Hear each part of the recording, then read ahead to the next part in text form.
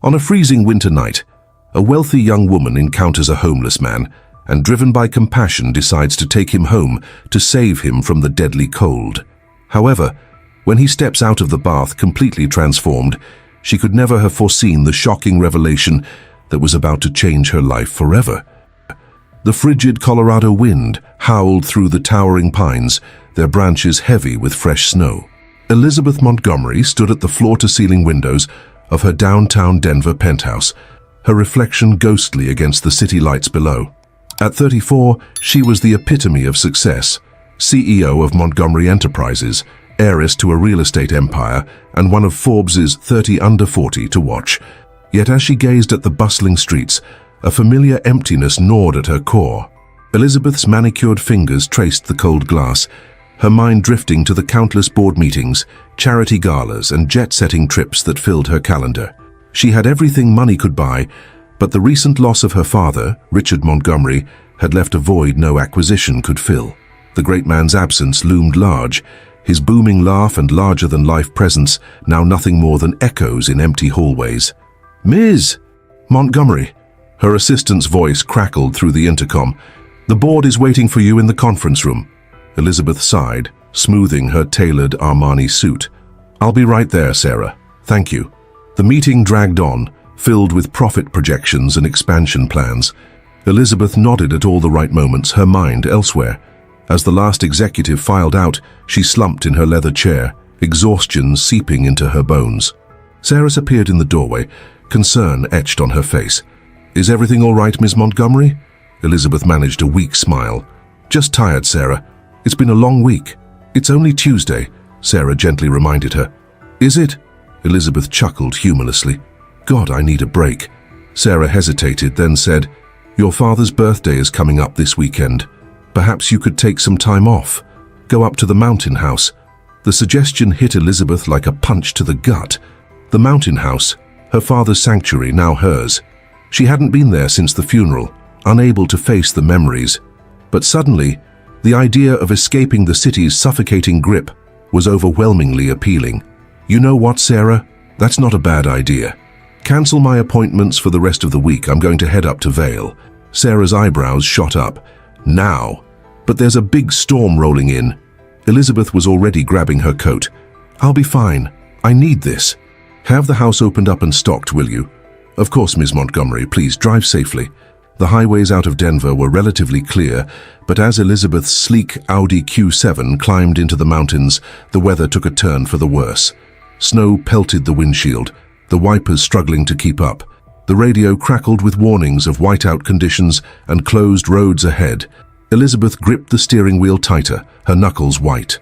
Part of her knew she should turn back, find a hotel for the night, but a stronger, more reckless part pushed her forward.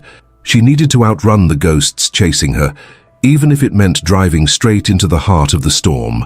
As night fell, the world outside became a swirling vortex of white. Elizabeth leaned forward, straining to see the road.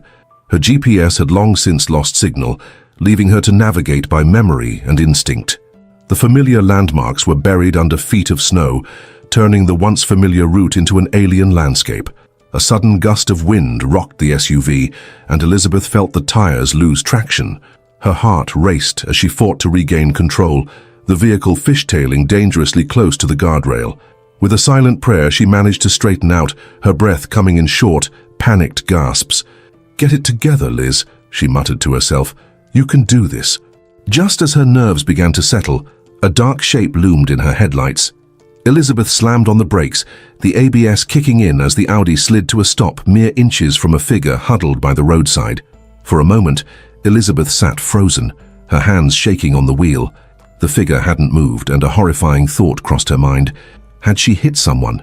Swallowing her fear, she grabbed a flashlight from the glove compartment and stepped out into the howling wind. The cold hit her like a physical blow, stealing her breath away. Snow immediately began to soak through her designer boots as she trudged towards the hunched form. "Hello?" she called out, her voice barely audible over the wind. "Are you all right?" As she drew closer, she saw it was a man, wrapped in what looked like little more than rags. He stirred at the sound of her voice, lifting his head. The beam of her flashlight illuminated a gaunt face, eyes squinting against the sudden brightness. "I'm fine," the man croaked, his voice rough from disuse. "Keep moving." Elizabeth hesitated. Every instinct told her to get back in her car and drive away. This was how horror movies started after all. But something in the man's defeated tone tugged at her heart. "You'll freeze out here," she said, kneeling beside him. "Let me help you. I have a place nearby, warm and safe." The man barked out a harsh laugh.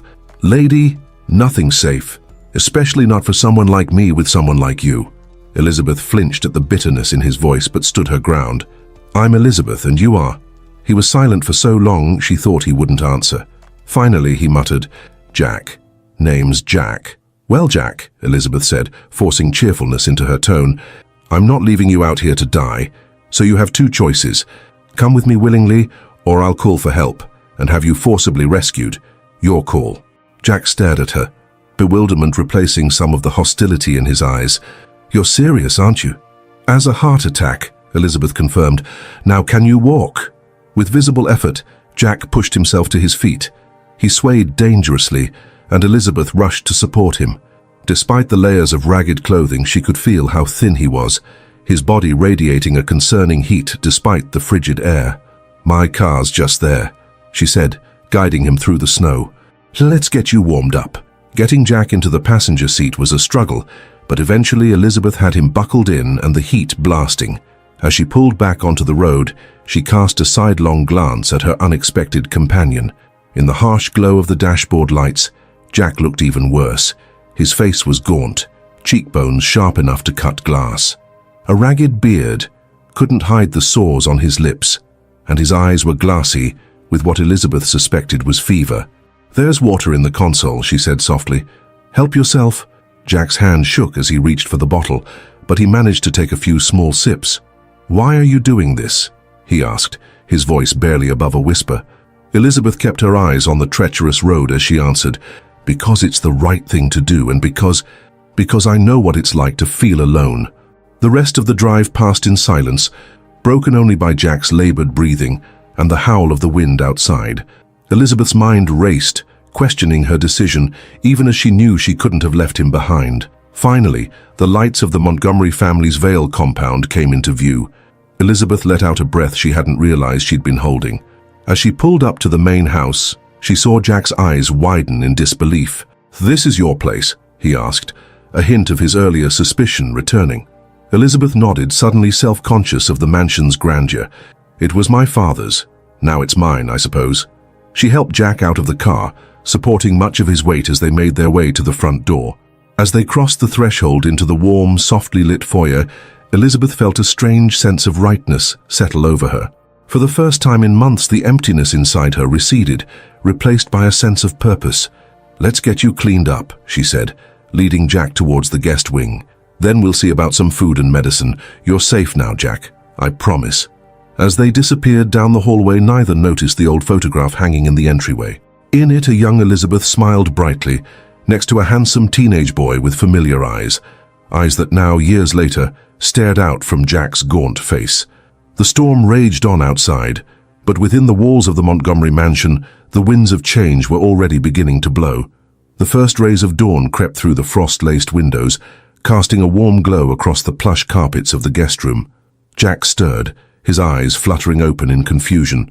For a moment he lay motionless, trying to reconcile the soft mattress beneath him with the harsh memories of concrete sidewalks and park benches. Slowly, the events of the previous night came back to him. The blizzard, the fancy car, the woman, Elizabeth. Jack sat up abruptly, his head spinning from the sudden movement. He found himself dressed in clean, soft pajamas that definitely weren't his.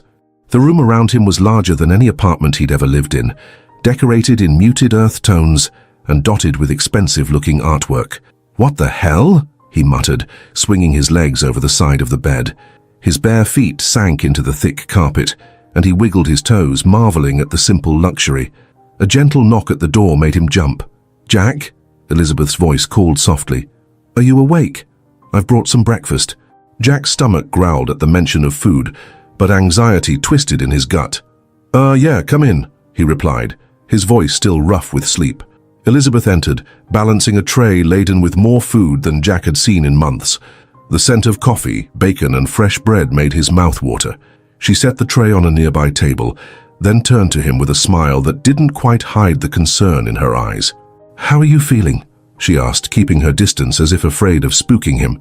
Jack ran a hand through his tangled hair, acutely aware of how out of place he must look in this pristine room. "Better, I think. Thank you for all this." He gestured vaguely at the room and the food. Elizabeth's smile warmed. "You're welcome. Why don't you eat something? Then maybe we can talk?" Jack nodded, moving cautiously to the table.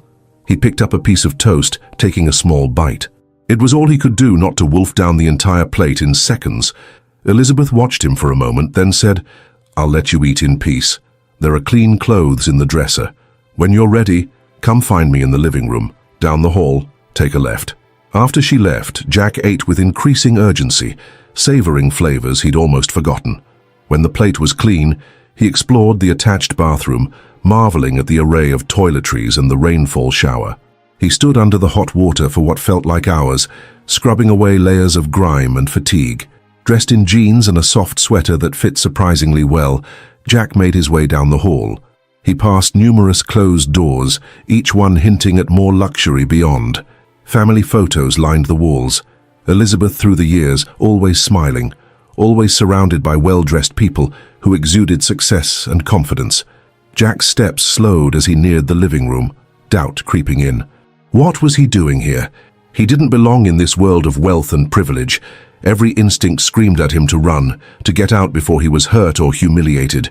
But then he saw Elizabeth, curled up on a leather sofa with a book, and something tugged at the edges of his memory. There was something achingly familiar about the way she tucked her hair behind her ear, the slight furrow of concentration between her brows. "Jack," she said, looking up with a smile. "Come in, please. How are you feeling?" He stepped into the room, trying not to gawk at the vaulted ceilings and the wall of windows overlooking a snow-covered valley. "Better," he admitted. "Thank you again for everything." Elizabeth set her book aside and gestured for him to sit. "I'm glad. I was worried about you last night. You had quite a fever." Jack lowered himself into an armchair, perched on the edge as if ready to bolt at any moment. "Yeah, I don't remember much after getting in your car." A moment of awkward silence stretched between them. Jack fidgeted with the soft fabric of his borrowed sweater, while Elizabeth seemed to be searching for the right words. Finally, she spoke. "Jack, I know this must be very strange for you, and I want you to know that you're under no obligation to stay or to tell me anything about yourself, but I'd like to help if you'll let me." Jack's defenses rose immediately. "Why? You don't know me. I could be dangerous, a criminal." Elizabeth met his gaze steadily. "Are you?" "No," Jack admitted after a pause, "but you couldn't have known that." "I didn't," Elizabeth agreed, "but I knew I couldn't leave you out there to die. The rest, well, I'm choosing to have faith in human decency." Jack snorted. "Not much of that left in the world, in my experience." A shadow passed over Elizabeth's face. "Maybe, but that doesn't mean we stop trying to be better, does it?" Something about her words struck a chord in Jack. A fragment of memory flashed through his mind. A man's voice, warm and encouraging. "It's not about the hand you're dealt, son. It's about how you play it." Jack shook his head, trying to clear the cobwebs of his past. "Look, I appreciate everything you've done, but I can't stay here. I don't belong in all this." He gestured at the opulent room around them. Elizabeth leaned forward, her expression earnest. "Where will you go, Jack? Back to the streets? It's the dead of winter." "I've survived worse," Jack muttered, but even he could hear the lack of conviction in his voice. "I'm sure you have," Elizabeth said softly, "but you shouldn't have to. Not when there's another option." Jack's eyes narrowed. "What option? You going to fix me up with a job and an apartment? Play fairy godmother to the poor homeless guy?" Elizabeth flinched at his harsh tone but held her ground. "No. I'm offering you a chance to heal, to figure out your next steps without the immediate pressure of survival. Stay here for a while, get healthy, and maybe we can figure out where you came from, who you were before." Jack stood abruptly, pacing the length of the room. "What makes you think I want to remember? Maybe there's a reason I ended up on the streets." Elizabeth watched him, her expression a mix of compassion and something else, a hunger for answers that Jack couldn't quite understand. "Everyone deserves a second chance, Jack, even if they don't believe they do." Jack paused by the windows, staring out at the snow-covered landscape. In the distance he could see other houses, massive, luxurious retreats for the ultra-wealthy. A world he'd never belonged to, even before. Before what? Jack pressed his forehead against the cool glass, frustration building as he tried to grasp at the wisps of his past. There was something there, just out of reach. A life, a family, a purpose. But every time he thought he was close to remembering, the memories slipped away like smoke. "I don't know who I am," he admitted quietly, his breath fogging the window. "I remember waking up in a hospital. They said I'd been in an accident, that I was lucky to be alive, but I couldn't remember anything. My name, my family, nothing." Elizabeth moved to stand beside him, close but not touching. "How long ago was that?" Jack shrugged. 3, maybe 4 years. It's all a blur. I left the hospital as soon as I could. Couldn't pay the bills, couldn't answer their questions. Been on the move ever since." "And you never tried to find out more about your past?" Elizabeth asked gently. Jack turned to her, a bitter smile twisting his lips. "With what resources? I couldn't even feed myself most days. Solving the mystery of my identity wasn't exactly a priority."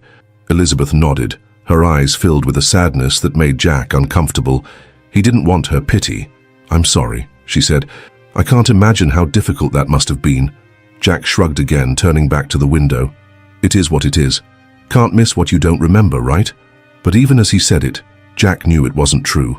The ache of loss had been his constant companion, a hollow space inside him that no amount of forgetting could fill. Elizabeth was quiet for a long moment, and when she spoke again, her voice was hesitant. "Jack, I have resources. Connections. If you wanted to try and find out more about your past, I could help." Jack spun to face her, suspicion flaring. "Why would you do that? What's in it for you?" Elizabeth took a step back, hurt flashing across her face. "Nothing. I know what it's like to feel lost, to question your place in the world. If I can help someone else find their way, isn't that reason enough?" Jack studied her, searching for any sign of deception, but all he saw was sincerity and a deep, almost desperate need to do something meaningful. "You're not happy," he realized aloud. "All this," he waved a hand at the luxurious surroundings, "and you're miserable." Elizabeth's composure cracked, just for a moment. In that instant, Jack saw the weight she carried, the expectations, the loneliness, the grief.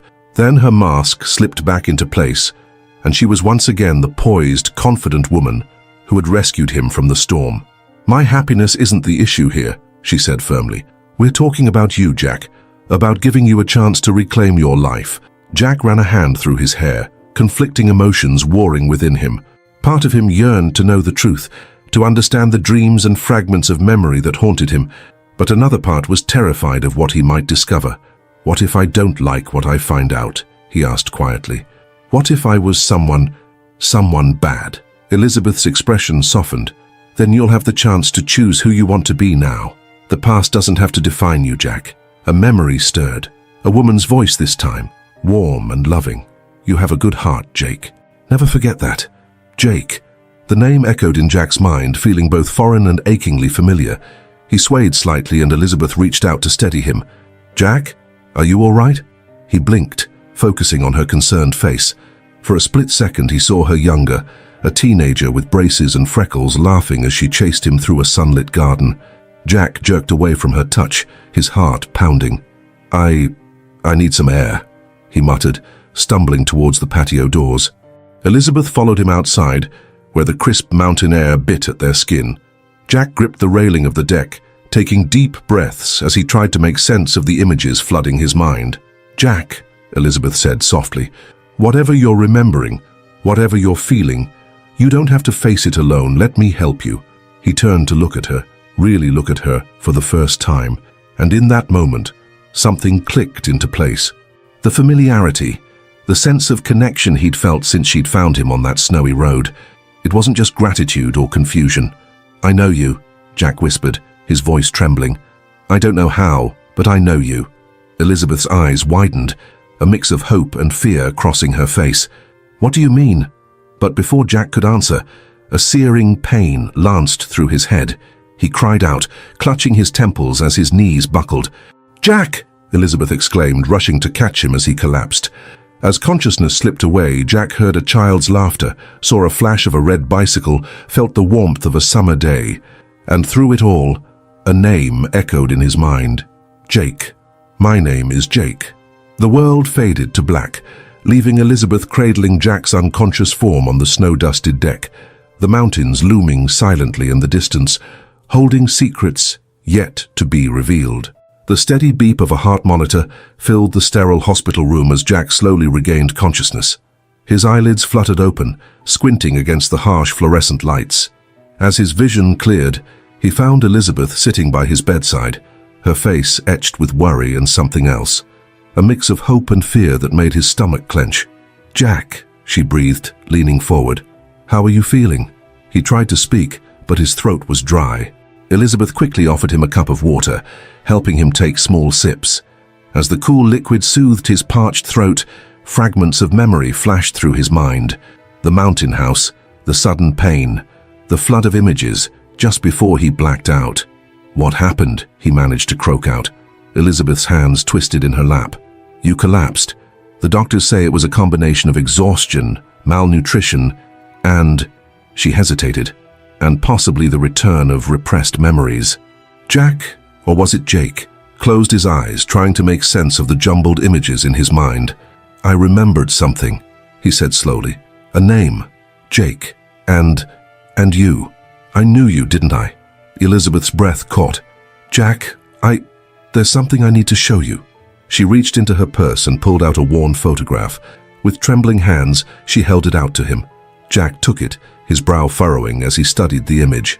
It showed two teenagers, a girl with braces and freckles who was unmistakably a young Elizabeth, and a boy with familiar eyes.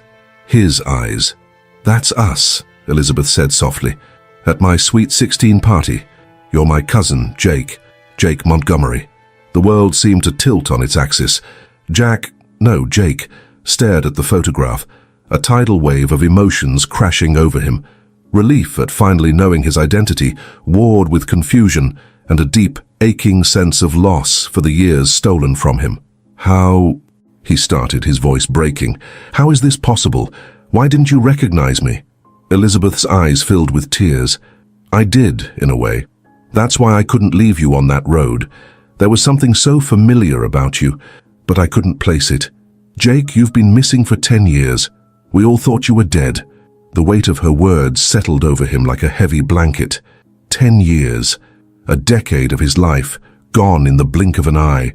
Jake closed his eyes, overwhelmed by the flood of memories now rushing back. He saw flashes of a happy childhood, summers at this very mountain house, holiday dinners with a large, boisterous family, Elizabeth always by his side, more like a sister than a cousin. Then came darker memories, arguments with his father, feeling trapped by family expectations, a reckless decision to go sailing alone in a storm. "The accident," Jake murmured, opening his eyes to meet Elizabeth's gaze. "I remember the storm, the boat capsizing. I must have hit my head." Elizabeth nodded, wiping away her tears. "The Coast Guard searched for weeks. They found pieces of the boat, but never you. Eventually they declared you dead." Jake let out a shaky breath, trying to reconcile the life he'd forgotten with the harsh reality of his years on the streets. "And now? What happens now?"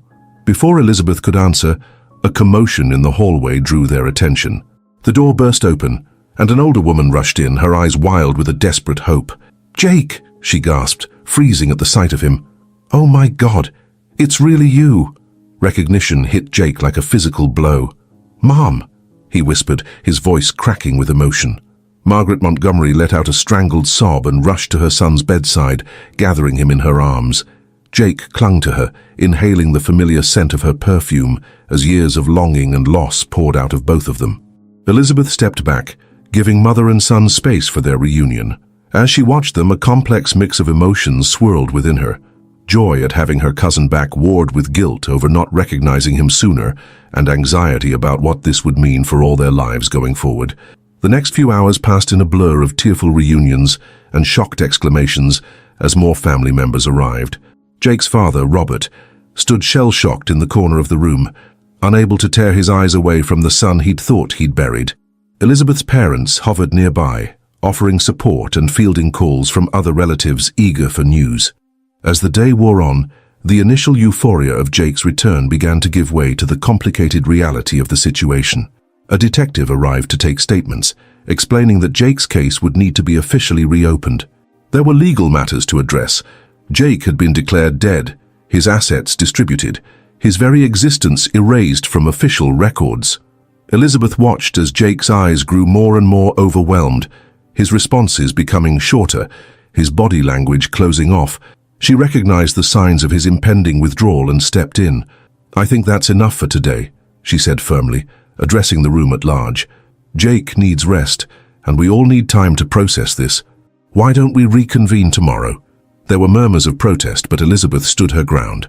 Slowly, reluctantly, the room emptied until only she and Jake remained. "Thank you," Jake said quietly, slumping back against his pillows. It was all becoming too much. Elizabeth perched on the edge of his bed, her hand finding his. "I can only imagine. How are you really doing, Jake?" He let out a bitter laugh. "I have no idea. Part of me is overjoyed to have my memories back, to know who I am. But another part," he trailed off, his gaze distant. "Another part wishes you could go back to not knowing," Elizabeth finished gently. Jake nodded, a look of shame crossing his face. "Is that terrible? To almost prefer the simplicity of not knowing, even with all the hardships?" Elizabeth squeezed his hand. "It's not terrible. It's human. You've been through a trauma most people can't even imagine. It's okay to feel overwhelmed." They sat in companionable silence for a while, each lost in their own thoughts. Finally, Jake spoke again, his voice barely above a whisper. "I don't know if I can be who they want me to be," he admitted. "The Jake they remember, he's gone. I'm not that person anymore." Elizabeth felt her heart break for him. "You don't have to be," she said firmly. "You get to decide who you are now, Jake. We'll all just have to adjust." Jake met her gaze, a glimmer of his old mischievous spark in his eyes. "Even you, Lizzie Bear." The childhood nickname startled a laugh out of Elizabeth. "Especially me," she grinned, feeling some of the tension ease between them. As the days passed, Jake grew stronger physically, but the emotional toll of his return weighed heavily on everyone. Family dynamics, long settled into patterns shaped by grief and loss, were thrown into chaos. Robert Montgomery, never the most emotionally available father, struggled to connect with the son he'd mourned and idealized for a decade. Margaret's overprotectiveness threatened to smother Jake, who had grown used to fending for himself. Elizabeth found herself acting as a buffer, mediating conflicts and offering Jake a refuge from the constant pressure of family expectations. They spent hours talking, Jake sharing snippets of his life on the streets while Elizabeth filled him in on the years he'd missed. One evening, about a week after Jake's release from the hospital, they sat on the deck of the mountain house, watching the sun set over the Rockies. Jake had been quieter than usual all day, a faraway look in his eyes. "Penny for your thoughts?" Elizabeth prompted gently. Jake sighed, running a hand through his hair, a nervous habit he'd had since childhood. "I've been thinking about what comes next," he said. "Everyone seems to have these expectations.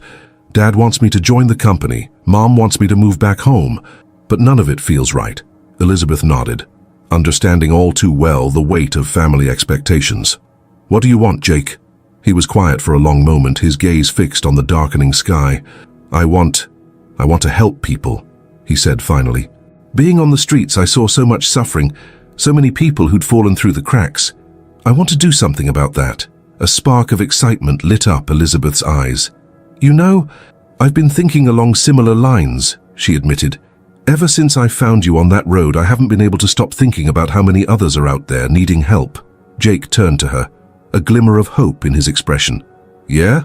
Elizabeth nodded, her mind racing with possibilities. What if we started a foundation, something to help people who are homeless or at risk of becoming homeless? We could provide shelter, job training, mental health support, and addiction services," Jake added, his voice growing more animated. "So many people I met on the streets were there because of addiction. If they'd had support earlier." As they talked, the outline of a plan began to take shape. Elizabeth's business acumen combined with Jake's first-hand experience could create something truly impactful. For the first time since his return, Jake felt a sense of purpose, a direction for his new life. "We could really do this, couldn't we?" he said, a hint of his old confidence returning. Elizabeth grinned, feeling more alive than she had in years. We absolutely could. The Montgomery Foundation for Second Chances. What do you think? Jake laughed, the sound warm and genuine. I think it's perfect. A second chance for me and a chance to give others the same opportunity. As night fell over the mountains, Elizabeth and Jake continued to plan, their excitement building with each new idea. Neither of them noticed Margaret watching from the shadows of the living room, her expression a mix of pride and fear, as she realized that the son she'd just gotten back was already slipping away from her again. The next morning, Elizabeth and Jake called a family meeting. The atmosphere was tense as they explained their idea for the foundation and their decision to work together to make it a reality. Robert's face darkened with disappointment. Son, I understand you've been through a lot, but throwing away your future on some pipe dream— It's not a pipe dream, Dad, Jake interrupted, his voice firm. This is important work that needs to be done, and it's what I choose to do with my life. Margaret wrung her hands, tears in her eyes. But you've only just come back to us, Jake. How can you think of leaving again? Elizabeth stepped in, her tone gentle but resolute. Aunt Margaret, Jake's not leaving. He's finding his place in the world, on his own terms. Isn't that what we all want for our children? A heavy silence fell over the room. Finally, Elizabeth's father spoke up. I think it's a wonderful idea, he said, smiling at his daughter and nephew. The Montgomery name has always stood for success. Why shouldn't it also stand for compassion and second chances? Slowly, reluctantly, the rest of the family came around. There were conditions, of course. Jake would need to undergo therapy to deal with his trauma, and Elizabeth would maintain her role at Montgomery Enterprises while getting the foundation off the ground. But by the end of the day, a tentative peace had been reached. As the sun set on another Colorado evening, Elizabeth and Jake stood side by side on the deck, looking out over the valley that had been their childhood playground. Are you ready for this? Elizabeth asked, a hint of nervousness in her voice. It's going to be a lot of work, a lot of scrutiny. Jake turned to her, his eyes clear and determined. I'm ready. For the first time in as long as I can remember, I feel like I'm exactly where I'm supposed to be. Elizabeth smiled, linking her arm through his. Me too, cousin, me too.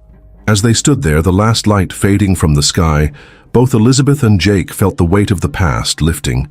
The road ahead would be challenging, filled with obstacles they couldn't yet imagine, but they would face it together, two lost souls who had found not just each other, but a shared purpose that would change countless lives, including their own.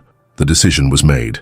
The Montgomery Foundation for Second Chances would become their legacy, a testament to the transformative power of compassion, resilience, and the unbreakable bonds of family.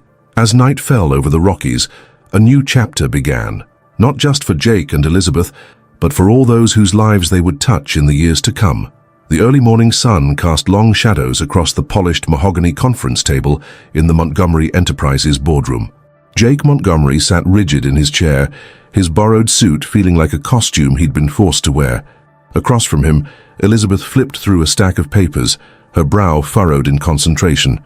Are you sure about this, Lizzie? Jake asked, his voice barely above a whisper. Maybe we should wait, give it more time. Elizabeth looked up, her expression softening as she met her cousin's anxious gaze.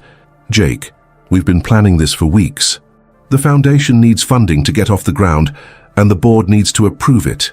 We can do this. Jake nodded, trying to quell the churning in his stomach. In the 2 months since his return, he'd made progress, therapy sessions, family dinners, even a few public appearances. But this, presenting their foundation proposal to the Montgomery Enterprises board, felt like a monumental step. As board members began to file in, Jake felt the weight of their curious stares. He knew the whispers that followed him, the prodigal son back from the dead, now wanting to use company resources for charity. He straightened his tie, Elizabeth's reassuring smile giving him strength. Good morning, everyone, Robert Montgomery's commanding voice filled the room as he took his seat at the head of the table. I believe my daughter and nephew have a proposal for us today. Elizabeth stood, her poise impeccable as always. Thank you, Father. As you all know, recent events have brought to light some of the challenges faced by those less fortunate in our community. As Elizabeth launched into their carefully prepared presentation, Jake found himself transported back to a memory from his time on the streets. He was huddled under a bridge, sharing a meager meal with an elderly woman named Rose. "People think we're invisible," she'd told him, her roomy eyes filled with a lifetime of pain. "But we see them. We see their fear, their disgust, their relief that they're not us." Jake blinked, focusing back on the present, as Elizabeth concluded her part of the presentation. "And now, I'd like to turn it over to Jake, whose personal experiences have been invaluable in shaping our vision for the Montgomery Foundation for Second Chances." All eyes turned to Jake. For a moment, panic threatened to overwhelm him. Then he remembered Rose and all the others he'd met during his years of homelessness. He stood, his voice shaky at first but growing stronger with each word. "Ladies and gentlemen, I stand before you not just as Jake Montgomery, but as someone who has walked in the shoes of those we aim to help." As Jake shared his story, the struggles, the despair and the glimmers of hope he'd experienced, he saw the board members' expressions change. Skepticism gave way to shock, then to something that looked like understanding. By the time he finished, laying out their plans for shelters, job training programs and mental health support, the room was silent. Robert cleared his throat, his face unreadable. "Thank you, Elizabeth, Jake. The board will need time to discuss this proposal. We'll have an answer for you by the end of the week." As they left the boardroom, Elizabeth squeezed Jake's hand. "You were amazing in there," she said softly. "No matter what they decide, I'm proud of you." The next few days passed in a blur of anxiety and anticipation. Jake threw himself into research, poring over statistics on homelessness and studying successful intervention programs. Elizabeth balanced her time between her regular duties at Montgomery Enterprises and refining their foundation plans. On Friday afternoon, Robert called them into his office. Jake's heart pounded as they took their seats across from his uncle's imposing desk. Robert's expression was grave as he looked at them. "The board has reached a decision," he said, pausing for what felt like an eternity. "They've agreed to provide initial funding for the Montgomery Foundation for Second Chances, with the stipulation that both of you remain actively involved in its management." Elizabeth let out a delighted gasp while Jake sat in stunned silence. Robert continued, his tone softening slightly. "I want you both to know that I'm proud of what you're trying to accomplish here. It won't be easy, but if anyone can make this work, it's you two." As they left Robert's office, the reality of what they'd achieved began to sink in. They had the green light, the funding, the support. Now came the hard part, turning their vision into reality. The following weeks were a whirlwind of activity.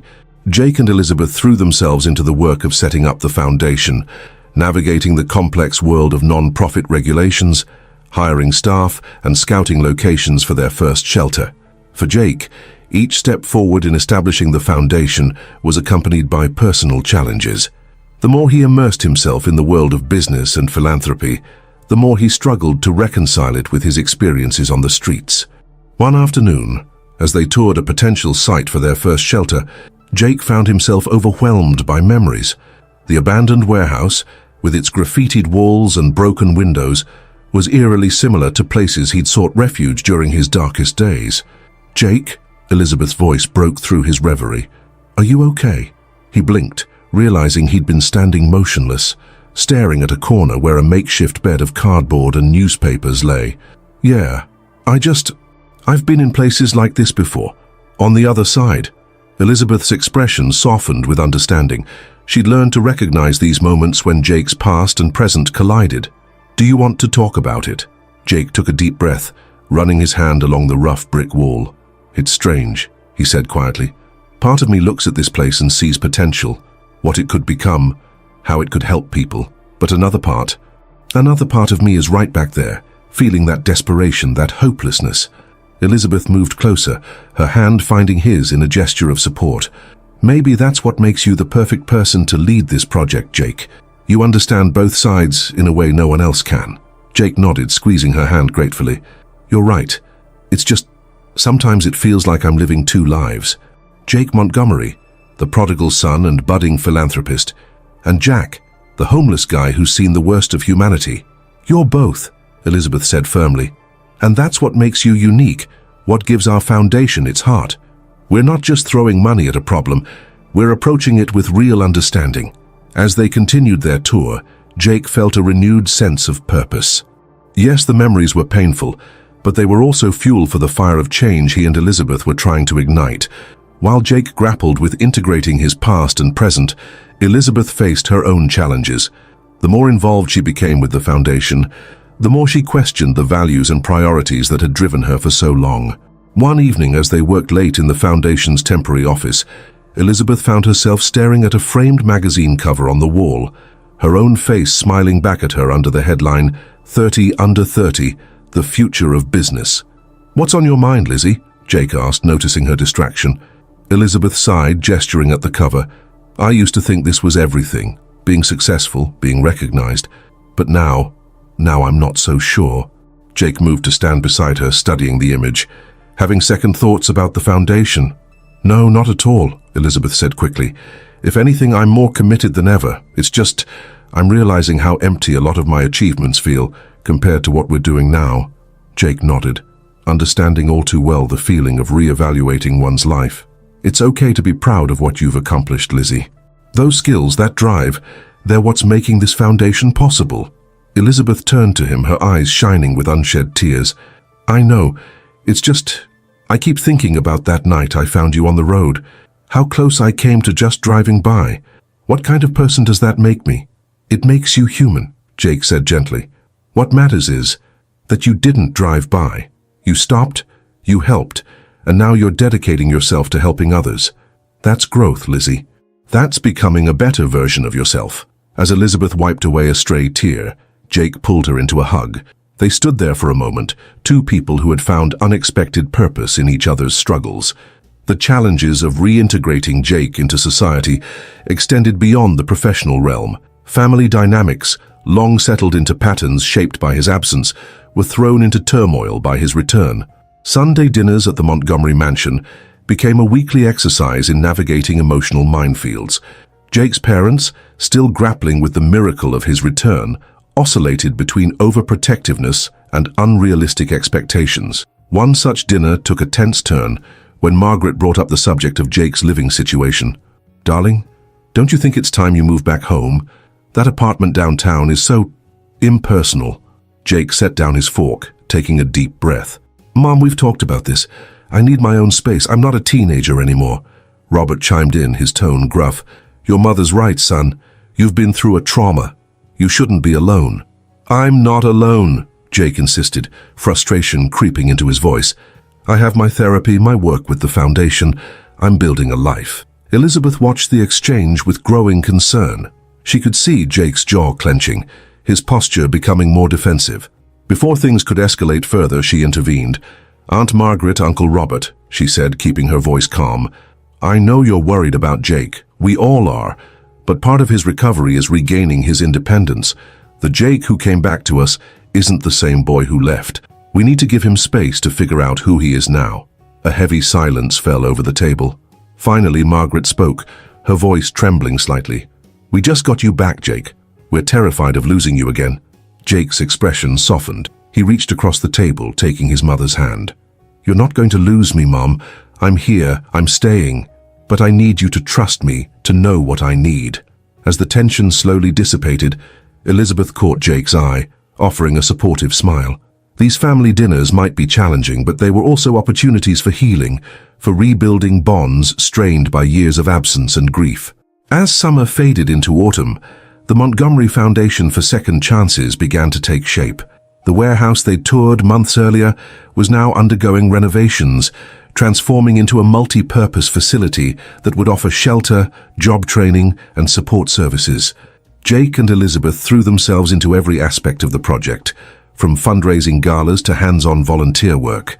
Their different backgrounds and experiences proved to be a powerful combination, allowing them to approach problems from multiple angles. One crisp October morning, they stood together on the roof of the nearly completed shelter, surveying the city sprawled out before them. Jake took a deep breath, the cool air filling his lungs. "I used to come to places like this," he said quietly. "Abandoned buildings, construction sites, anywhere to get off the streets, to feel safe for a moment." Elizabeth leaned against his shoulder, offering silent support. She'd learned that sometimes the best thing she could do was simply listen. Jake continued, his voice distant, as if lost in memory. "There was this one place, an old factory on the outskirts of town. A group of us would gather there on cold nights.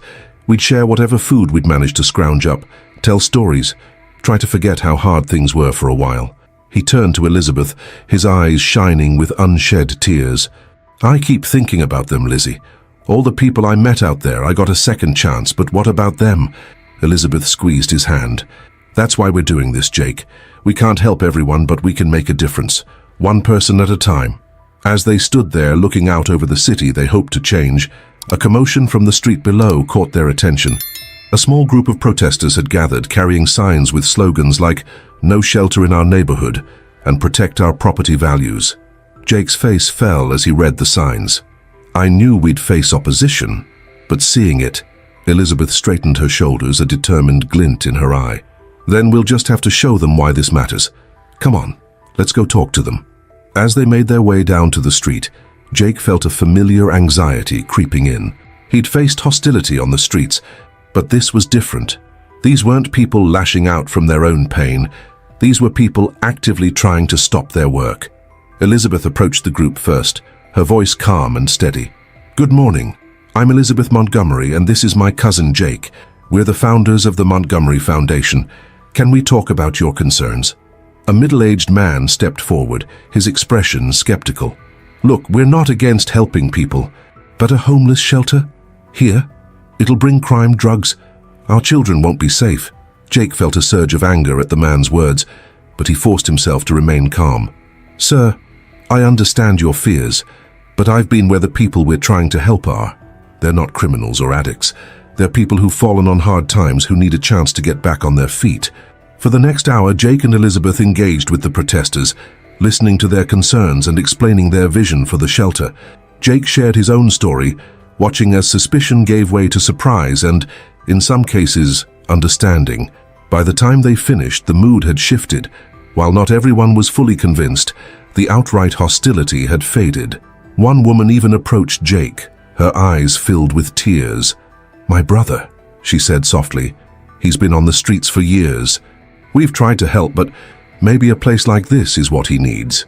As the protesters dispersed, some still grumbling but others looking thoughtful, Jake and Elizabeth shared a weary but triumphant smile. It was a small victory, but an important one. That was incredible, Jake, Elizabeth said as they walked back into the building. The way you connected with them made them see the human side of what we're doing. Jake shrugged, but there was a new confidence in his posture. It's like you said, Lizzie. My experiences, as painful as they were, give us an edge. We're not just talking about statistics. We're talking about real people. As they reached their office, Elizabeth's phone buzzed with a news alert. Her face paled as she read the headline. Jake, she said, her voice tight, we have a problem. She held out the phone, and Jake felt his stomach drop as he read, Montgomery airs criminal past exposed. Questions raised about new foundation's leadership. The article detailed a series of petty crimes Jake had committed during his time on the streets. Shoplifting, trespassing, things he'd done to survive but had never been caught for. Someone had connected the dots, and now their fledgling foundation was facing its first major crisis. Jake sank into a chair, his mind reeling. All the progress they'd made, all the trust they'd built, would it all come crashing down because of his past? Elizabeth knelt beside him, her expression fierce. We'll get through this, Jake, together. This doesn't change who you are or what we're trying to accomplish. As they sat there, the late afternoon sun casting long shadows across the room, Jake and Elizabeth faced the stark reality of the challenge before them. Their foundation, born from personal tragedy and driven by a shared vision of hope, now faced its greatest test. The road ahead would be difficult, but as Jake met Elizabeth's determined gaze, he felt a surge of resolve. They had come too far, overcome too much to let this derail their dreams. Whatever came next, they would face it, as they had faced everything else, together, with courage and an unwavering commitment to second chances. The sound of Elizabeth's phone ringing broke the tense silence. As she answered, her expression shifting from concern to surprise, Jake realized that their journey was far from over. In fact, it was only just beginning. The Montgomery Foundation's headquarters buzzed with frantic energy as Elizabeth paced the length of the conference room, her heels clicking a staccato rhythm on the polished floor. Jake sat hunched over his laptop, scrolling through an endless stream of news articles and social media posts, each one seeming to twist the knife deeper. Homeless criminal to head charity, Montgomery Foundation's shady past, Jake read aloud, his voice bitter. They're tearing us apart, Lizzie. Elizabeth paused her pacing, her face a mask of determination. We knew there would be challenges, Jake.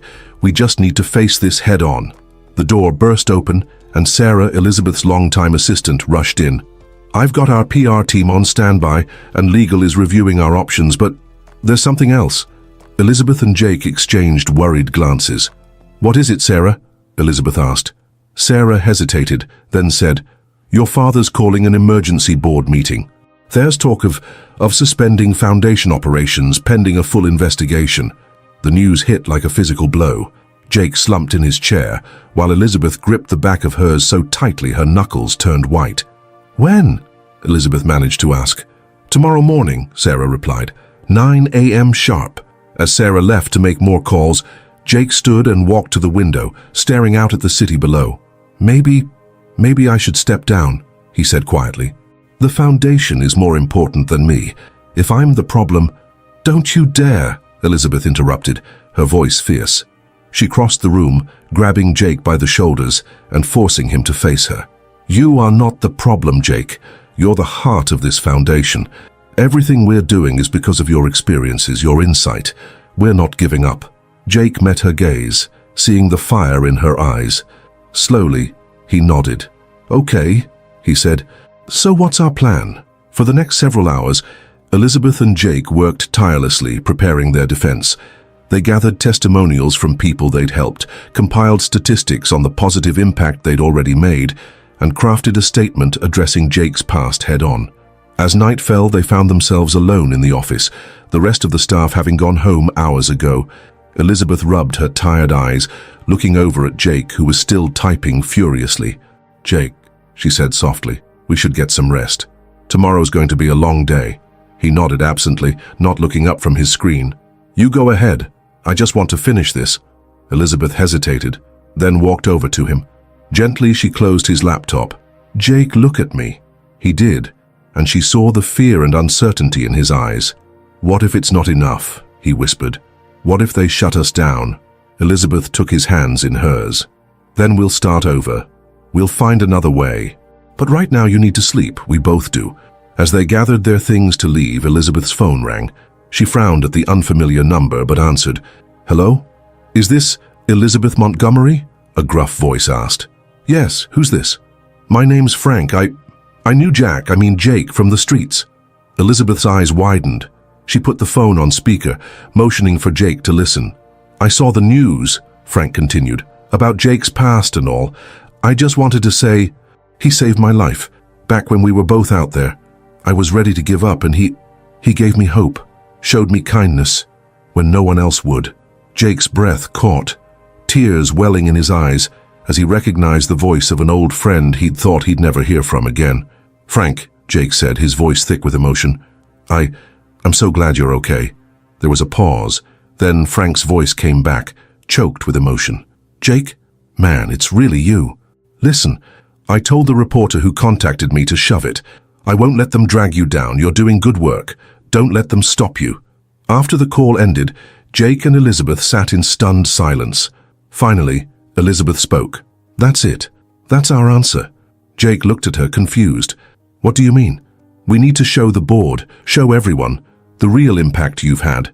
Not just since the foundation started, but during your time on the streets. You helped people even when you had nothing yourself. That's the story we need to tell. With renewed energy, they set to work, reaching out to more of Jake's old acquaintances from his homeless days. As the night wore on, a new narrative began to emerge, one of resilience, compassion, and the power of human connection. The next morning, Elizabeth and Jake stood outside the Montgomery Enterprises boardroom, both looking tired but determined. Elizabeth reached out and straightened Jake's tie. Ready? She asked. Jake took a deep breath and nodded. As I'll ever be. They entered the room to find it packed. The board members sat around the large table, their faces a mix of concern and skepticism. Robert Montgomery sat at the head, his expression unreadable. In the back, a small group of reporters huddled, eager for any tidbit of information. Robert called the meeting to order, his voice grave. We're here to discuss the recent allegations concerning Jake Montgomery's past and its potential impact on the Montgomery Foundation. Elizabeth, Jake, you have the floor. Elizabeth stepped forward, her posture confident despite the butterflies in her stomach. Ladies and gentlemen of the board, members of the press, we stand before you today not to deny the past, but to show you how it has shaped our present and our vision for the future. She launched into their prepared presentation, detailing the foundation's accomplishments and future plans. As she spoke, Jake watched the faces of the board members, trying to gauge their reactions. Some seemed swayed by the statistics and testimonials, while others remained skeptical. Then it was Jake's turn. He stood, his hands shaking slightly as he faced the room. "Yes, I committed crimes while I was homeless," he began, his voice steady despite his nerves. "I'm not proud of it, but I'm not ashamed either. I did what I had to do to survive, but even in those darkest moments, I never lost sight of my humanity or the humanity of those around me." He went on to share stories of helping fellow homeless individuals find shelters on freezing nights, of sharing what little food he had, of offering comfort to those who'd lost hope. With each anecdote, the mood in the room shifted. As Jake finished speaking, the door at the back of the room opened. A group of people filed in, some well-dressed, others looking a bit rough around the edges. Elizabeth recognized Frank from the phone call, along with several others she'd seen in photos from Jake's time on the streets. Frank stepped forward, his voice gruff but clear. "We're here to speak for Jake. He helped us when no one else would. He's the real deal." One by one, they shared their stories. A woman told of how Jake had defended her from an attacker, risking his own safety. An elderly man recounted how Jake had helped him reconnect with his estranged daughter. Each story painted a picture of a man who, even at his lowest point, had never stopped trying to make a difference. As the last person finished speaking, a heavy silence fell over the room. Robert Montgomery stood, his face a complex mix of emotions. "I think we've heard enough to make a decision," he said. "The board will recess to discuss—" "Wait!" a voice interrupted. All heads turned to see Margaret Montgomery standing in the doorway, her eyes red-rimmed but determined. "I have something to say." She walked to the front of the room, standing between Jake and Elizabeth. "When we lost Jake," she began, her voice wavering, "I thought my world had ended. For years I was lost in grief, but now I see that while we were mourning, Jake was out there, living the values we'd always tried to instill in him: compassion, resilience, the importance of helping others." Margaret turned to face the board. "This foundation isn't just about helping the homeless. It's about recognizing the humanity in everyone, no matter their circumstances. If we turn our backs on Jake now, if we let fear and prejudice guide our decisions, then we're turning our backs on everything the Montgomery name is supposed to stand for." The room erupted in murmurs. Robert looked at his wife, a silent communication passing between them. Finally, he nodded. "I move that we not only continue support for the Montgomery Foundation, but increase its funding," he announced. "All in favor?" Hands rose around the table, some quickly, others more hesitantly, but in the end, the vote was unanimous. Elizabeth let out a breath she hadn't realized she'd been holding, while Jake stood in stunned silence. As the meeting adjourned, the room filled with the buzz of conversation. Reporters rushed to get statements. Board members congratulated Jake and Elizabeth, and in the midst of it all, the Montgomery family found themselves in a group hug, years of pain and misunderstanding beginning to heal. Later that evening, as the sun set over the city, Jake and Elizabeth stood on the roof of their nearly completed shelter. The crisis had been averted, their vision affirmed, but both knew that the real work was only beginning. "I can't believe we did it," Jake said, shaking his head in wonder. Elizabeth smiled, bumping his shoulder with hers. "I can. We make a pretty good team, cousin." Jake nodded, then turned to face her, his expression serious. "Lizzie, I can't thank you enough. For believing in me, for fighting for this. I don't know where I'd be without you." Elizabeth felt tears prick her eyes. "You'd be exactly where you are, Jake. You're the strongest person I know. You survived years on the streets, never losing your compassion. I'm just glad I get to be part of your journey now." As they looked out over the city, the lights coming on as night fell, both felt a sense of possibility they hadn't experienced in years. The road ahead would still be challenging, but they had each other, they had their family, and they had a purpose that went beyond themselves. "So," Jake said, a hint of his old mischievous smile playing on his lips, "what's next?" Elizabeth laughed, linking her arm through his. Well, we have a shelter to open, programs to implement, lives to change. I'd say we've got our work cut out for us. As they turned to head back inside, Jake paused, looking back at the city one last time. You know, he said softly, for the first time since I came back, I feel like I'm truly home. Elizabeth squeezed his arm, understanding the weight of his words. Welcome home, Jake, she said. Now let's go change the world. They walked back into the building, leaving behind the shadows of the past and stepping into a future bright with promise. The Montgomery Foundation for Second Chances was more than just a name now. It was a living, breathing testament to the power of resilience, compassion, and the unbreakable bonds of family. As night settled over the city, the lights of the shelter glowed like a beacon of hope, a promise of better days to come for all those who had ever felt lost or forgotten. And at the heart of it all were Jake and Elizabeth, two souls who had found their purpose in helping others find theirs. The crisis had been more than just a threat to the foundation. It had been a crucible, testing their resolve, their relationships, and their vision. They had emerged stronger, more united and more committed than ever to their mission. In the coming days, there would be interviews to give, programs to finalize, and a grand opening to plan. But for now, as Jake and Elizabeth joined their family for a quiet dinner, there was a sense of peace, of rightness. As they gathered around the table, Robert raised his glass in a toast. To second chances, he said, his voice gruff with emotion, and to the two remarkable people who remind us all of what's truly important. Glasses clinked, smiles were exchanged, and in that moment, surrounded by love and purpose, Jake and Elizabeth knew that whatever challenges lay ahead, they were ready to face them, together. The grand opening of the Montgomery Foundation's first shelter was a testament to how far they had come. The renovated warehouse, once a symbol of urban decay, now stood as a beacon of hope in the heart of Denver.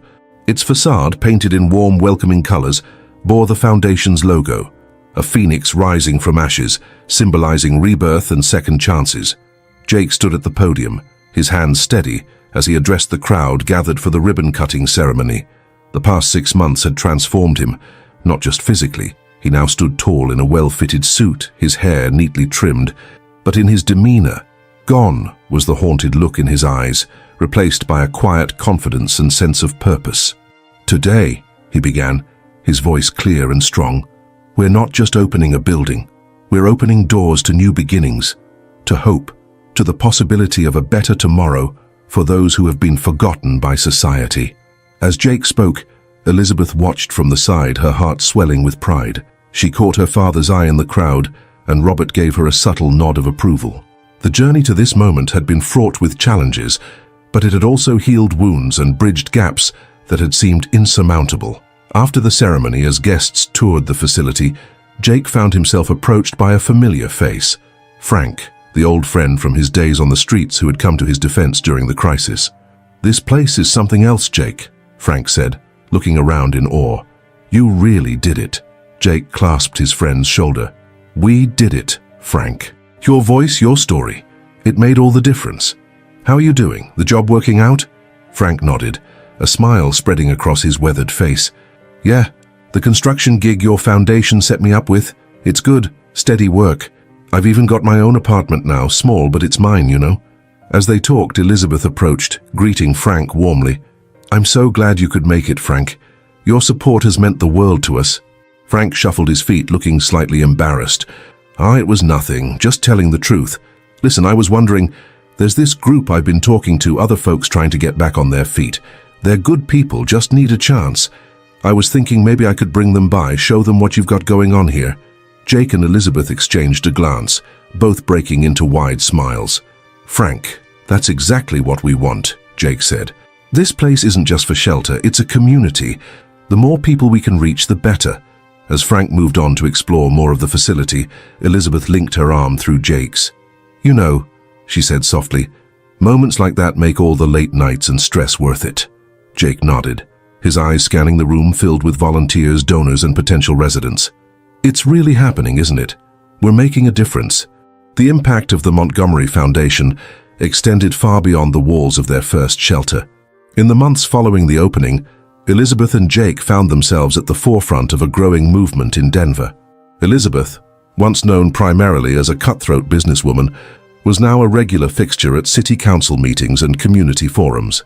She leveraged her business acumen and connections to forge partnerships between the private sector and social services, creating job training programs and employment opportunities for the foundation's clients. One crisp autumn morning, Elizabeth stood before the Denver City Council, presenting a proposal for a citywide initiative to combat homelessness. As she spoke, her passion evident in every word, she caught sight of her father sitting in the back of the chamber. Robert Montgomery listened intently, a look of pride on his face that Elizabeth had spent years chasing, but had never quite achieved, until now. The Montgomery Foundation has proven that with the right support, individuals can overcome homelessness and become productive members of our community, Elizabeth concluded. This initiative will expand that model across the city, creating a network of support that will lift up our most vulnerable citizens and, in turn, strengthen our entire community. As applause filled the chamber, Elizabeth felt a sense of fulfillment that no business deal had ever provided. She was no longer just accumulating wealth, she was using it to create lasting, meaningful change. Jake, meanwhile, had become the heart and soul of the foundation's day-to-day operations. His experiences on the streets gave him a unique ability to connect with those the foundation served, to understand their struggles and fears in a way no amount of training could provide. On a blustery winter evening, Jake led a group of volunteers on one of the foundation's regular outreach missions. They moved through the city's hidden corners, offering warm meals, clothing, and information about the foundation's services. As they approached a small encampment beneath an overpass, Jake recognized a familiar figure huddled against the concrete pillar. "Mike," he called out softly. The man looked up, his eyes widening in recognition. "Jack? Jake, right? I heard you got out, but I didn't believe it." Jake knelt beside his old acquaintance, noting the signs of illness and exhaustion etched on Mike's face. "I did, Mike, and I want to help you do the same. Will you let us?" Mike hesitated, years of distrust and disappointment evident in his wary gaze. But as Jake continued to talk, explaining the foundation's programs and sharing his own journey, a flicker of hope ignited in Mike's eyes. By the end of the night, Mike and several others from the encampment had agreed to come to the shelter. As they boarded the foundation's van, Jake felt a profound sense of coming full circle. He had once been where these men and women were, and now he was able to offer them the lifeline he had so desperately needed. The foundation's success began to attract national attention. News outlets ran features on the Montgomery Miracle, highlighting the unique approach that combined Jake's street-level insights with Elizabeth's business savvy. One sunny spring morning, Jake and Elizabeth found themselves in a green room at a major news network, preparing for a live interview. As makeup artists fussed over them, Elizabeth noticed Jake's hands shaking slightly. "Nervous?" she asked, reaching out to squeeze his arm. Jake gave a rueful smile. "A little. It's still strange sometimes, being on this side of things." Elizabeth nodded, understanding. "You're doing great, Jake. Just remember, every time we share our story, we're reaching more people who need help or who might be inspired to help others." As they settled into their seats on the set, the interviewer, a well-known anchor, turned to them with a warm smile. "Elizabeth, Jake, thank you for joining us. Your foundation has been making waves in Denver. Can you tell us what inspired this venture?" Jake and Elizabeth exchanged a glance, years of shared history passing between them in an instant. Elizabeth nodded slightly, encouraging Jake to take the lead. "It all started with a chance encounter on a snowy road," Jake began, his voice steady as he recounted the night Elizabeth had found him. As he spoke, weaving their personal story with the mission of the foundation, the studio crew leaned in, captivated. When the interview ended, the anchor shook their hands warmly. "That was incredible," she said off camera. "You two have something special here. Have you considered expanding to other cities?" The question caught them both off guard. They had been so focused on Denver, on proving their model could work, that they hadn't seriously considered expansion. But as they left the studio, the idea took root. Elizabeth mused as they walked to their car, she might be onto something. The need isn't limited to Denver. If our model works here, why couldn't it work elsewhere? Jake nodded slowly, his mind racing with possibilities. It would be a big step. We'd need to be careful not to lose our personal touch, the things that make our approach unique. "Agreed," Elizabeth said. But think of the impact we could have. We could create a network of foundations, all working together, sharing resources and knowledge. As they drove back to the foundation headquarters, the conversation flowed, ideas building upon ideas. By the time they arrived, the seed of a larger vision had begun to sprout. The next few months saw Jake and Elizabeth dividing their time between running the Denver operation and exploring the possibility of expansion. They traveled to other cities, meeting with local leaders and visiting existing shelters and outreach programs. During a trip to Seattle, as they toured a rundown shelter in desperate need of resources, Jake felt a tug on his sleeve. He turned to find a young woman, no more than 20, looking up at him with a mixture of hope and desperation. "Are you really going to help?" she asked, her voice barely above a whisper. "Because we've heard promises before, but nothing ever changes." Jake knelt down to meet her eyes, his voice gentle but firm. "We're going to try our very best. Change isn't easy, and it doesn't happen overnight. But if you're willing to work with us to be part of the solution, we'll be here every step of the way." The young woman studied him for a moment, then nodded. "Okay," she said, "I'll hold you to that." As they left the shelter, Elizabeth could see the weight of responsibility settling on Jake's shoulders. "You okay?" she asked. Jake was quiet for a moment, then said, "You know, when we started this, I thought we were just going to help people get off the streets. But it's so much more than that. We're giving people back their dignity, their sense of worth. That's huge." Elizabeth nodded, understanding completely. "It is huge, and it's why we have to get this expansion right. We're not just growing a business, we're scaling hope." As summer turned to fall, the Montgomery Foundation celebrated its first anniversary with the announcement of its expansion plans. The gala event, held in the grand ballroom of Denver's most prestigious hotel, was a far cry from the humble beginnings of their first shelter. Jake stood at the podium, looking out over a sea of faces, donors, volunteers, success stories from the Foundation's programs, and even a few celebrities who had lent their support to the cause. He felt a moment of vertigo, the surreal nature of his journey hitting him anew. A year ago, he began, his voice carrying clearly through the room, "I stood before a much smaller crowd and promised that we would make a difference. Today, I'm proud to say that we've kept that promise. But we're not done, not even close." He went on to outline their plans for the future: new shelters in Seattle and Chicago, partnerships with local organizations across the country, and a national awareness campaign to change the conversation around homelessness. As Jake spoke, Elizabeth watched from her seat, marveling at the man her cousin had become. Gone was the broken, desperate soul she'd found on that snowy road. In his place stood a leader, a visionary who had taken his pain and transformed it into a force for good. When Jake finished his speech to thunderous applause, Elizabeth joined him on stage for the official announcement. As camera flashes popped and reporters called out questions, she felt a surge of pride and purpose unlike anything she'd experienced in her previous life as a corporate executive. Later that night, as the last of the guests departed, Jake and Elizabeth found themselves alone in the ballroom. They kicked off their shoes, loosened their ties, and sat on the edge of the stage, legs dangling like kids at a school assembly. "Can you believe it?" Elizabeth asked, gesturing at the room around them. "A year ago, this was just an idea, a hope. Now look at us."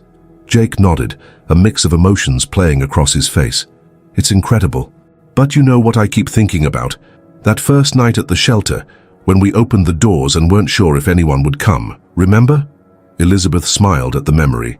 They had stood in the entrance, hearts pounding, as the first hesitant faces appeared in the doorway. "I remember. We had no idea what we were doing, did we?" "Not a clue," Jake agreed with a chuckle. "But we figured it out, together." They sat in companionable silence for a moment, each lost in their own thoughts. Finally, Elizabeth spoke. "Jake, I need to tell you something. I've been offered a position on the city's Homeless Advisory Board. It would mean stepping back from some of my duties at the foundation." Jake turned to her, surprised. "Lizzie, that's fantastic. You'd be able to influence policy, make changes at a systemic level." Elizabeth nodded, but her expression was hesitant. "I know, and that's why I'm considering it. But the foundation, it's our baby. I don't want to abandon you." Jake took her hand, squeezing it gently. "Hey, you could never abandon me, or the foundation. This is an opportunity to expand our impact. You should take it." Elizabeth searched his face, seeing nothing but sincerity and support. "You're sure?" Absolutely, Jake affirmed. Besides, someone needs to keep an eye on City Hall, make sure they don't forget about the people we're trying to help. Who better than you? Elizabeth felt a weight lift from her shoulders. Thank you, Jake. You know, when I found you that night, I thought I was saving you. But the truth is, you saved me too. You gave me purpose, showed me what really matters. Jake's eyes misted over. We saved each other, Lizzie. And now we're trying to save as many others as we can. As they sat there, the enormity of their journey, both personal and professional, settled over them. They had faced their demons, confronted painful truths, and emerged stronger for it. The Montgomery Foundation was more than just a charity. It was a testament to the power of second chances and the unbreakable bonds of family. The next morning, as dawn broke over Denver, Jake stood on the roof of the shelter, watching the city come to life. In the distance, he could see the skyline of the business district where he'd once felt so lost and alone. Now, it was just another part of the city he was working to transform. Elizabeth joined him, handing him a cup of coffee. Big day today, she said. The Seattle team arrives this afternoon to start their training. Jake nodded, taking a sip of the hot brew. You know, I was thinking, maybe I should go to Seattle for a while, help get things set up there. Elizabeth raised an eyebrow. You sure that's a big move? I'm sure, Jake said, his voice confident. We need to make sure the new locations stay true to our vision. Who better to make that happen than me? Elizabeth smiled, recognizing the spark of excitement in her cousin's eyes. Look at you, ready to conquer new cities. Just don't forget about us little people back in Denver. Jake laughed, throwing an arm around her shoulders. As if I could ever forget where I came from. This city, this foundation, it's all part of me now. No matter where I go, I'll always come back home. As the sun rose higher, bathing the city in golden light, Jake and Elizabeth stood together, looking out over the world they were working to change. The road ahead would be challenging, filled with new obstacles and unexpected turns, but they were ready to face whatever came their way, armed with the strength of their convictions and the power of their shared purpose. The Montgomery Foundation for Second Chances had given new life to countless individuals, but perhaps its greatest achievement was the transformation it had wrought in its founders. Elizabeth Montgomery, once driven solely by profit and prestige, had discovered a deeper, more fulfilling definition of success. And Jake Montgomery, who had once been lost to the world, had found not just himself, but a calling that gave meaning to his struggles. As they turned to head back inside, ready to face another day of changing lives, both Jake and Elizabeth knew that this was just the beginning. The story of the Montgomery Foundation, like the stories of those it sought to help, was one of continual growth, of challenges overcome and of hope renewed with each new dawn. The future stretched out before them, full of possibility and promise. And whatever it might hold, they would face it as they had faced everything else, together with open hearts and a steadfast commitment to the belief that everyone deserves a second chance. 5 years had passed since the Montgomery Foundation for Second Chances opened its doors in Denver. The crisp autumn air carried the scent of change as Elizabeth Montgomery stood at the podium, addressing a crowd gathered for the Foundation's annual gala. When we began this journey, Elizabeth said, her voice carrying across the hushed audience, we had a dream of changing lives.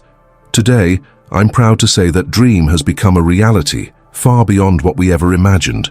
The ballroom was filled with faces both familiar and new, donors, volunteers, and most importantly, individuals whose lives had been transformed by the Foundation's work. Elizabeth's gaze swept over them, pride swelling in her chest. In 5 years, we've expanded to 15 cities across the country. We've provided shelter to over 10,000 individuals, helped 5,000 secure stable employment, and reunited countless families torn apart by circumstances beyond their control. As Elizabeth continued her speech, detailing the Foundation's achievements and future plans, her eyes landed on a familiar face in the front row. Jake sat there, beaming with pride, looking every inch the confident leader he had become. After the applause died down and the formalities concluded, Elizabeth made her way through the crowd to Jake's side. They embraced warmly, the bond between them stronger than ever. Great speech, Lizzie, Jake said, his eyes twinkling. Though I think you understated our impact a bit.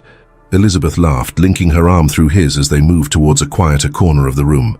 Well, we can't sound too boastful, can we? How are things in Seattle? Jake's face lit up. Incredible. The new youth outreach program is really taking off. We're reaching kids before they end up on the streets, giving them alternatives, support. As they talked, catching up on the details of their lives and work, both marveled at how far they'd come. Elizabeth, once consumed by corporate ambition, now found fulfillment in her role on the National Task Force for Homeless Policy Reform.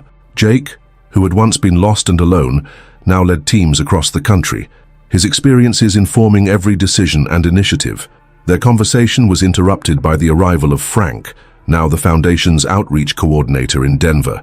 "Boss lady, boss man," he greeted them with a grin. "Got someone here who wants to say hello?" Behind Frank stood a young woman, her eyes bright with nervous excitement. "Ms. Montgomery, Mr. Montgomery," she said, her voice trembling slightly. "I'm Sarah. Sarah Peters, I was one of the first residents at your Seattle shelter 3 years ago." Jake's face softened with recognition. "Sarah, of course. How are you doing?" Sarah straightened, a proud smile spreading across her face. "I'm great, actually. I just started my second year of college. Social work major. I want to do what you both do. Give people hope." Elizabeth felt tears prick her eyes as she listened to Sarah's story of transformation. This, she realized, was the true measure of their success, not in numbers or accolades, but in lives renewed, in hope restored. As the evening wore on, Elizabeth and Jake found themselves on the rooftop terrace, the Denver skyline glittering before them. It was reminiscent of that night years ago when they had first dreamed up the foundation, but so much had changed since then. "Do you ever think about that night?" Jake asked, as if reading her thoughts. "When you found me on the road," Elizabeth nodded, her gaze distant. "All the time I think about how close I came to driving by, how different both our lives would be if I hadn't stopped." Jake was quiet for a moment, then said, "You know, I used to think you saved me that night, but I've realized it's more than that. We saved each other, Lizzie, and now, together, we're saving others." Elizabeth turned to him, seeing not just her cousin but her partner, her best friend, the other half of this incredible journey they'd embarked on. "We are," she agreed, "and we're just getting started." As they stood there, the cool night air wrapping around them, both felt a profound sense of purpose and contentment. The path that had led them here had been fraught with challenges, personal demons, public scrutiny, the daunting task of scaling their vision. But every struggle had only strengthened their resolve, deepened their understanding of the work they were meant to do. In the distance they could see the lights of the downtown shelter, their first, the one that had started it all. Now it was just one of many, a node in a network of hope spreading across the country, but it would always hold a special place in their hearts, a reminder of where they'd begun and how far they'd come. "You know," Jake said, breaking the comfortable silence, "I had a dream last night. I was back on the streets, cold and alone, but then I saw this light, and when I walked towards it, I found myself here, at the foundation, and I realized, even in my dreams, I know I'm not alone anymore." Elizabeth squeezed his hand, understanding the weight of his words. "You'll never be alone again, Jake. Neither of us will."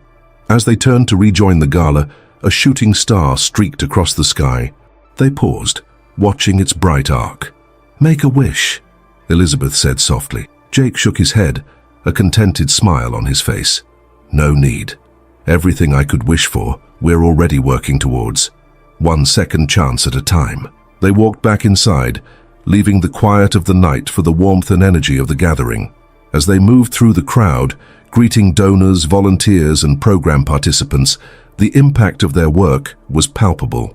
Each smile, each story of transformation, each expression of gratitude reinforced the power of their mission. The Montgomery Foundation for Second Chances had become more than just an organization. It was a movement, a beacon of hope in a world that often seemed dark and unforgiving. And at its heart were Elizabeth and Jake, two individuals who had found their purpose in helping others find theirs. As the night drew to a close, Elizabeth and Jake stood once more at the podium, this time together. The room fell silent, all eyes on the duo who had started this remarkable journey. 5 years ago, Jake began, his voice strong and clear, "I was lost, without hope, without a future. Today I stand before you not just as a man who found his way home, but as someone dedicated to helping others do the same." Elizabeth picked up where he left off, her words flowing seamlessly with his. The Montgomery Foundation isn't just about providing shelter or jobs. It's about restoring dignity, rebuilding lives, and most importantly, it's about second chances. Because we believe that everyone, no matter their circumstances, deserves the opportunity to rewrite their story. As they finished speaking, the room erupted in applause. But for Elizabeth and Jake, the most powerful moment came after. As they looked out over the sea of faces, each one a testament to the change they'd set in motion. In that moment, surrounded by the tangible results of their dream, they knew with absolute certainty that this was only the beginning. The road ahead would have its challenges, but they were ready to face them, armed with the strength of their convictions and the power of compassion. As the last guest departed and the cleanup began, Elizabeth and Jake found themselves once more on the rooftop terrace. The city was quieter now, the late-night calm settling over Denver. But in shelters across the city, and now, across the nation, lights still burned, offering sanctuary to those in need. Jake pointed to one such light, barely visible in the distance. "You see that?" he said softly. "That's why we do this. For every light on, there's someone finding hope tonight." Elizabeth nodded, feeling a swell of emotion. "And tomorrow we'll wake up and do it all again, because there's always someone else who needs a second chance." As they stood there, the cool night air wrapping around them, the enormity of their journey, both past and future, settled over them. From a chance encounter on a snowy road to a nationwide movement of hope and transformation, their path had been extraordinary. Yet both knew that the most important steps were always the ones yet to come. The future stretched out before them, full of possibility and promise. And whatever it might hold, they would face it as they had faced everything else, together, with open hearts and an unwavering commitment to the belief that everyone deserves a second chance. As the first light of dawn began to paint the sky, Elizabeth and Jake shared a smile, ready to embrace whatever the new day might bring. For in every sunrise, there was the promise of renewal, of fresh starts and second chances, a promise they had dedicated their lives to fulfilling, one life at a time. If this story resonated with your soul, don't miss out on more heart-touching stories we have to share. Subscribe to our channel, turn on notifications, and join us as we explore content that could bring new meaning to your journey. Don't wait. The next video is already waiting for you. Click now and continue this journey with us.